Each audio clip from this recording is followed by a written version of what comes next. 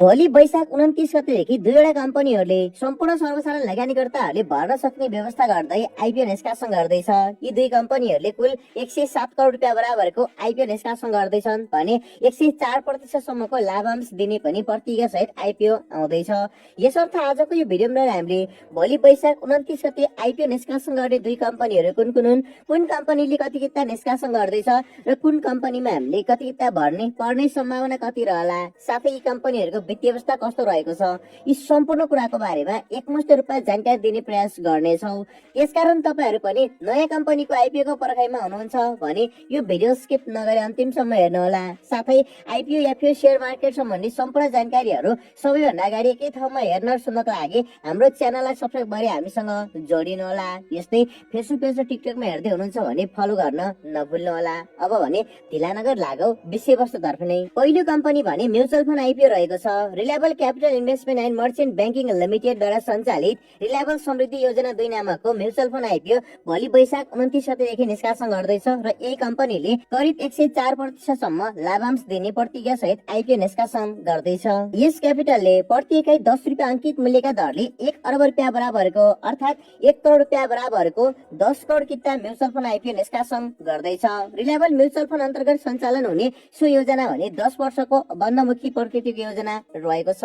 Mutual fund IPO दुई प्रकारको हुने गर्दछ। एउटा ओपन इन्डेड जसलाई हामीले एसआइपी आइपिओ भनेर बुझ्छौँ, यो भने हामीले अनलिमिटेड समयको लागि लगानी गर्न पाउँछौँ, र दोस्रो भनेको क्लोज इन्डेड जसलाई नेपालीमा बन्धमुखी प्रकृतिको योजना भनिन्छ। यो भने एउटा निश्चित समय अवधिको हुन्छ, अर्थात् हामीले केही निश्चित अवधिसम्म लगानी गर्न सक्छौँ, अर्थात् हामीले लगानी गरेको पैसा केही निश्चित अवधिसम्म चाहिँ हामीले त्यसबाट रिटर्न पाउँछौँ र त्यो अवधि सकियो भने त्यो बन्द हुन्छ, म्याच्योर हुन्छ। त्यस पछाडि सबै पैसा हामीले गरेको लगानी, हामीले पाउने रिटर्न यो सबै क्याशमा कन्भर्ट गरेर ट्याक्स कटाएर हाम्रो ब्याङ्कमा पठाइन्छ।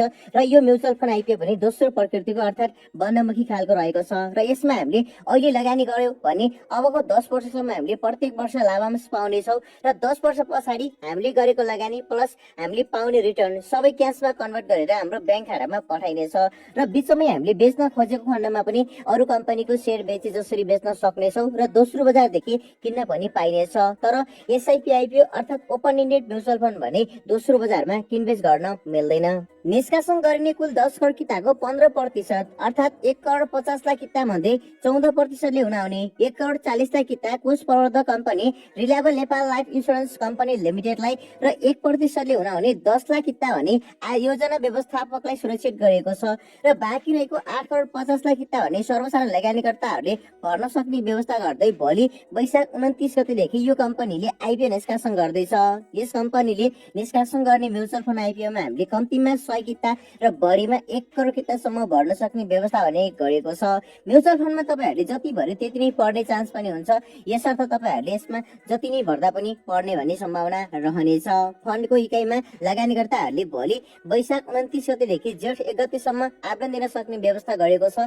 यदि उक्त समयमा सम्पूर्ण सेयर खरिद गर्नको लागि आवेदन पर्ने भने आवेदन दिने समयलाई जेठ 12 गतेसम्म लम्ब्याउन सक्ने कम्पनीले जनाएको छ र सम्भवतः जेठ 12 गतेसम्म नै यो कम्पनीको आइपिओमा आवेदन दिने समय लम्बिनेछ, किनभने हिजो आज म्युचुअल फन्डमा लगानीकर्ताहरूको त्यति धेरै चासो भने रहेको छैन। कम्पनीको आइपिओ निष्कासन तथा बिक्री प्रणालीमा reliable investment and merchant capital limited रहेको छ। यस कम्पनीले आफ्ना शेयर धनीहरूलाई आउने 10 वर्षमा कुल 104% लाभांश बाँडफाँड गर्ने प्रतिज्ञा गरेको छ। यो म्युचुअल फन्ड कस्तो खालको, यसमा हामीले लगानी गर्ने कि नगर्ने, लगानी गर्दा नाफा कमाउने सम्भावना कस्तो रहला, यसको बारेमा हामीले भोलि कम्पनीको आइपिओ निष्कासन गर्ने दिनमा फुल डिटेल भिडियो लिएर आउनेछौँ। यसर्थ तपाईहरूले च्यानललाई सब्स्क्राइब गरेर फेसबुक पेज र टिकटकलाई फलो गरेर अवश्य पनि भोलिको भिडियोको पर्खाइमा बस्नुहोला। सम्पूर्ण जानकारी पाएर मात्र आइपिओ भर्नुहोला।